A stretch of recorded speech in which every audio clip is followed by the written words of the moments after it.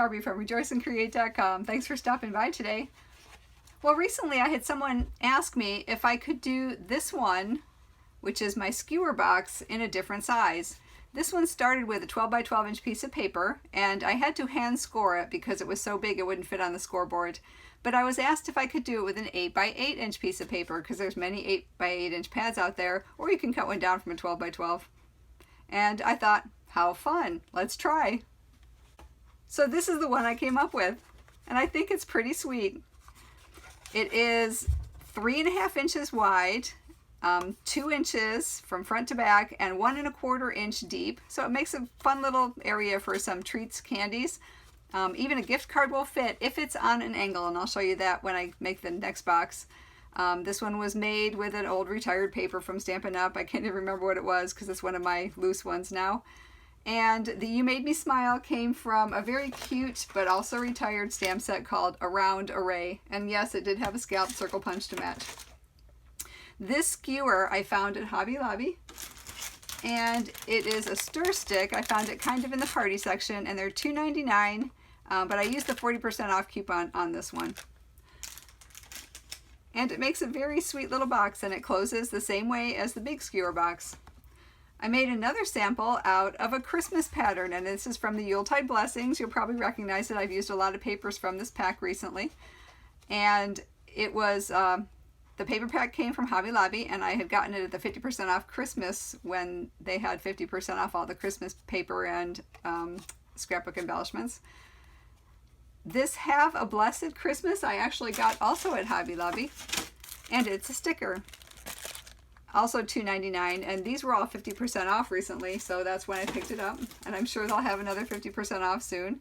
I stuck it on a white piece of cardstock, punched it with a 1 inch circle punch, and then I have the 1 1/8 inch scallop circle around it as well. And this label is a retired one from Stampin' Up, I believe retired, yes.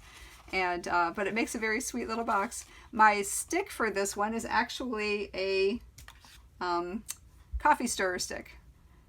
And I have a lot of these because I used them for some previous projects, so I use them whenever I can for different projects as well. All right, so let me show you what we need. Of course, you need the 8 by 8 inch piece of paper, and I cut this one down from a paper from the Smooth Sailing Suite. I was working on some projects recently, and it was nearby, so I just went ahead and grabbed it. And for the lining of the box, I'm doing a simple lining also with a piece of paper from that suite, actually the same one, the piece I cut off. And it is 5 inches by 3 3/8 of an inch, and that's for the liner. Now I'm going to show you how I score this on a scoreboard, because being 8 by 8 I can actually score it on a scoreboard. But for those of you that liked the first video because we actually hand scored it with a ruler, I'm going to do that at the end of the video. So if you don't have the scoring tools, just wait till the end of the video and you can see how I can score it by hand with a ruler and a pencil. All right, let's get started.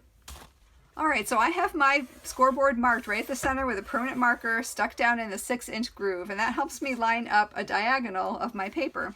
So I'm going to put my diagonal on there from corner to corner right at the 6 inch. And I know you can't see the bottom one, but that's also lined up so I know it's sitting right on the diagonal. I am going to score it 1 inch in each direction. So from my 6, I'm going up to the 7, and I'm going to score. Just be careful when you're coming from the track to the paper because it's at an angle. Go ahead and score that one down, and the same from the other side, 6 down to the 5. So you simply want to score it 1 inch on each side. All right, so let's go ahead and turn this the other way, and I'm lining up the opposite diagonal, also on that 6 inch line. And this time we're going to score at 1 3/4 of an inch from the diagonal, and at 3 inches from the diagonal. So that's 1, 2, 3. And again on the other side, 1 3/4, so it's 1 inch and 3/4 of an inch. And then 1, 2, 3. Okay. All right, very quickly I'm going to show you how I would line it up on a scoring trimming tool. So you'd sit this diagonal on the 1 inch, and you can't see my bottom angle, but it's on the 1 inch top and bottom. I would close it and I would score. I would move this to the other 1 inch, or you can turn it at 180 degrees and also line up this one, but I have the room on this side, so I'm going to go with that. So you want 1 inch on both sides of that, of the diagonal. Now you want to turn the diagonal to the other side, and we're going to line it up at 1 3/4, top and bottom, and score. And then we're going to line it up at 3, top and bottom, and score. Turn it 180 degrees, and you're going to do the exact same thing. 1 3/4 at top and bottom, and 3 at top and bottom. Okay, so let's fold and burnish.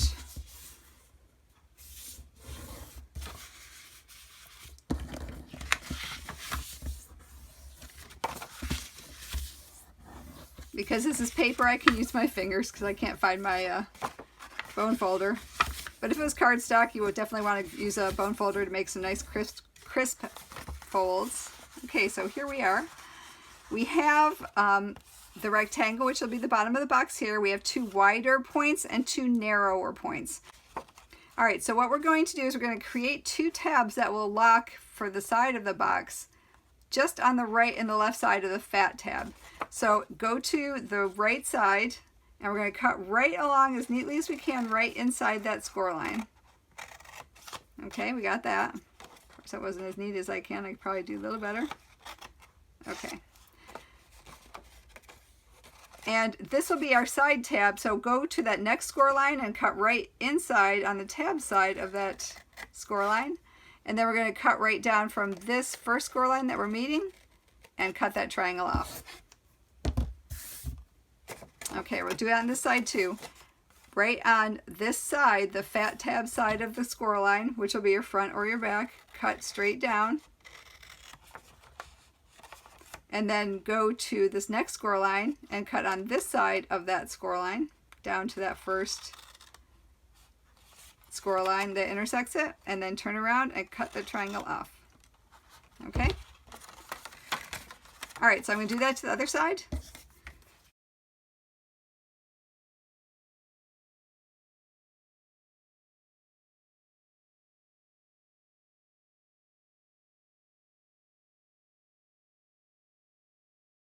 All right, so what we're doing next is we're going to interlock these two. We're going to glue them together to create a side of the box. So what we'll do is we'll put some adhesive on the inside of one tab and on the outside of the other point. And that way we know they'll be secure, but don't go past that point where that angle starts, because that's where they're going to attach at. So let's go ahead and do that. Okay, see, that's what we got. And we'll go ahead and do the other side as well. So on the inside of one and on the outside of the other, go ahead and put those together. Okay, so we've got the sides of our box. And as you can see, when we fold those up, it will kind of close in the bottom so things won't fall out. But I like to have a little bit of a liner to make it look neat, because the way we glued it together, there is a bit of a hole there. And that's where our liner piece comes in.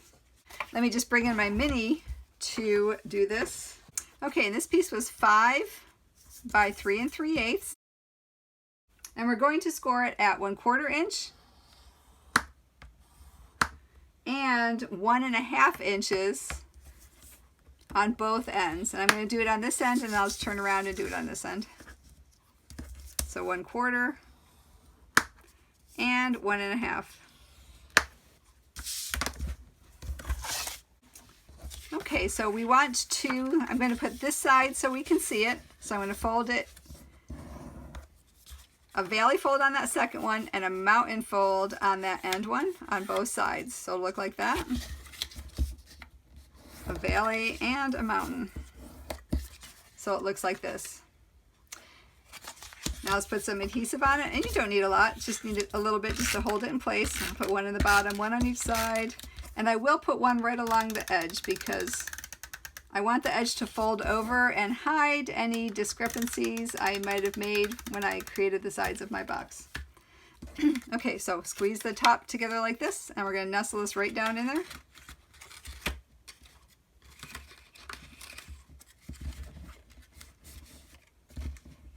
Okay, so we got the bottom down, and we'll just fold the edges over.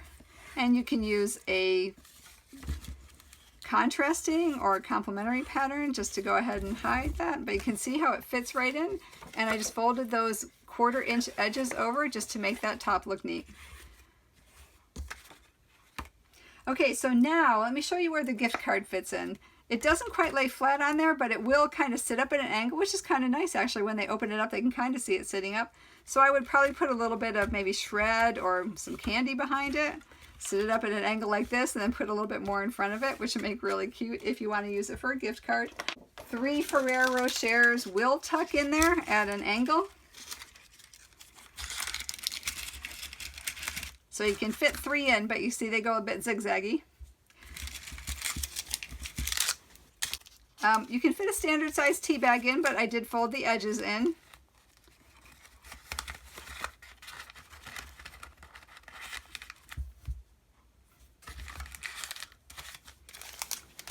And one which I think is really fun is I could actually fit one of these Swiss Miss hot cocoa pockets in there, but I had to shake everything down to the bottom so it's kind of puffy down there and fold it in half this way.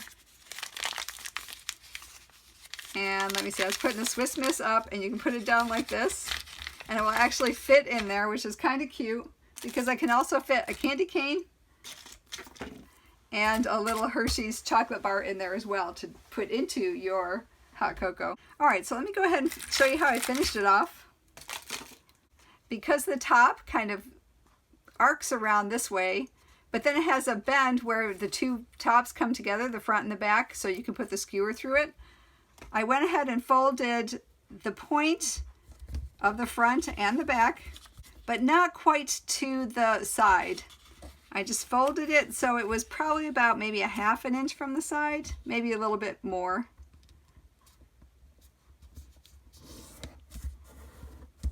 And I folded it this way, but it actually will go this way. Same with this one. Fold it up to the side about the same distance you did the first one.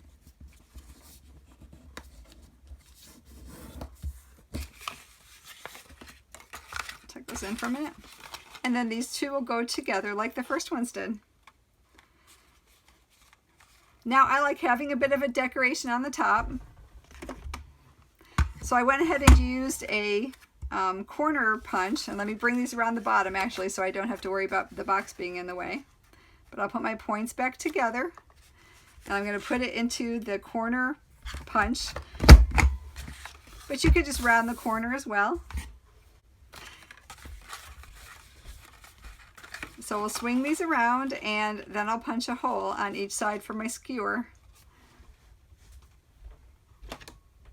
Okay, I'm using a 1/4 inch punch, and I'm kind of lining it up along the punch. So my punch kind of sits on that line, so it's a little bit above there. And I'll go in the same amount each side. And I'm just going to punch 2 holes kind of halfway over each other. So I punched 1 hole, and then I moved it about 1/2 of a hole's width and punched a second one. And that gives me the ability to put the skewer in and relieve some of the pressure on the paper. Okay, same on that side. Let's see. Now, of course, I could use the skewer again, and what I would do is just thread it through.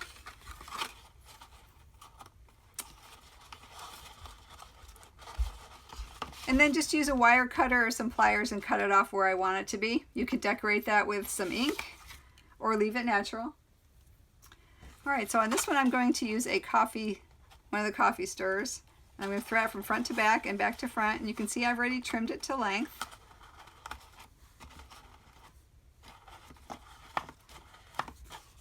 So I threaded it through that way. And I just take my fingers and roll this just a little bit so that it kind of sits a little bit straighter.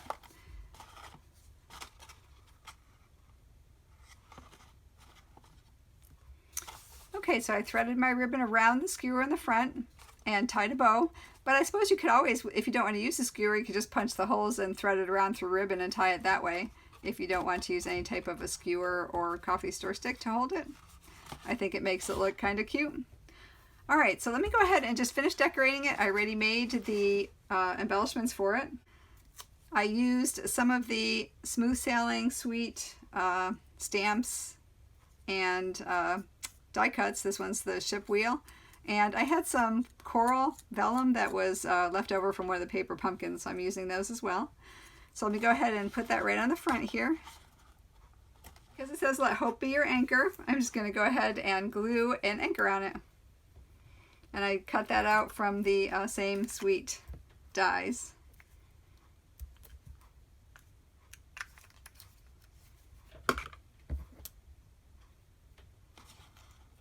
Alright, so here's this one in a bit more of a masculine version. Alright, so as promised, let me go ahead and show you how I scored this with just a ruler and a pencil. Alright, so this is how we hand mark the box. Turn it on diagonal, and with a ruler, line up your measuring side from point to point. Put the 1-inch mark right on the left corner, right on the corner you're measuring from. Make sure this one's lined up on that corner, and we're going to make a mark at 2 inches from that end. Now we also need to mark 2 inches from this end, and there's no good place to measure from, so I'm just scooting the 12-inch mark over here so I can count back from it. But I still have this one lined up across the diagonal because that's what will help me line it up. And of course 1, 2 back is right there. So we have the 2-inch mark and the 2-inch mark from each side. Turn a corner 90 degrees, and on this side we have 2 score lines, so we're gonna have to make 2 marks. So again, line that 1-inch mark, or line the 0 mark right up on that corner on the left, and make sure the ruler is lined up here on this corner at the right as well. Now we're going to have to make 2 marks. We're doing one at 3.5 and one at 6. Okay, so 3.5 and 6.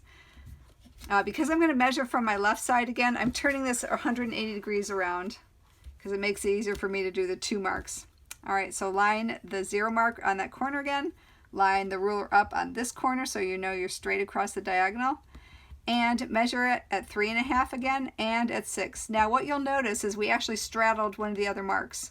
So when we move our points to fold our score lines, we're going to have to straddle a mark and straddle a mark, and I'll show you that in just a minute. Alright, so let's start with our single mark ones. Let's take this point and we're going to line up on that 2-inch line, or 2-inch mark. So let's line up on that mark. We'll fold it flat and keep that point on that mark and burnish. Same thing with the other one. So let me turn that around. Get this point up to the 2-inch mark. Fold that down and we'll burnish. Okay, now let's go to the side with the 2 marks. Now remember, we have to straddle. So this point is going to come up to this mark and this mark. So let's move it to this mark first, which is the 6-inch mark from this side, and fold. And again, move it up to the 3.5-inch mark. And we'll fold there as well. Turn it around and we'll do the same to the other side. Move this one up to this, not the first one but the second, because remember we're straddling. Move it up to there, hold it to that point, and we'll fold and burnish, and then fold it out to that other mark, 3.5-inch mark, and again fold and burnish. And that's what it gives you. We have the wide points and then we have the narrow points, and then you just go ahead and cut along the side of the wide points to form your tabs and form the box as usual. So I hope you enjoy this project and give it a try. If you like the video, please subscribe and hit the bell notification icon to be notified of new videos as I upload them. For more information on this project and others, please visit rejoiceandcreate.com. And as always, until we meet again, I hope your days are blessed. Bye!